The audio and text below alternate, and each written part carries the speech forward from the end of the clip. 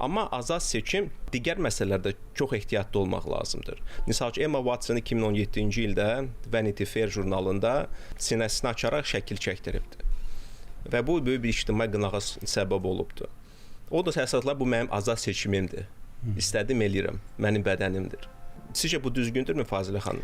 Yox, mən azad seçim deyəndə dedim ki, iqtisadi azadlıq harada işləmək, harada yaşamaq və kimin üç ünsürü göstərdim. Bəli, mən ona görə deyirəm, biz azad seçim, azadlıq deyəndə bütün bu gün cavan qızlarda, super varlı ailələrin qızları otururlar, kasıb olan cavan qızlar, Azərbaycanlı qızlarına ağıl öyrədirlər, azad seçim barədə, azadlıq olmaq barədə.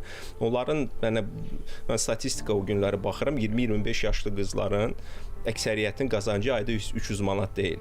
Siz 300 manat həftədə təkcə kofenizi xərcləyirsiniz və sonra gəlib danışırsınız ki, qadın azad olmalıdır. Olarmı mən sizi heç olmasa Targovadan, Port Bakudan 30 kilometr ora binənin savxozlarına aparıram və siz orada parniklərdə işləyən 20-25 yaşlı qızlara azadlıq barədə danışasınız. Onlar həmin oradakı parniklərdəki pomidorlarla sizi qovarlar oradan.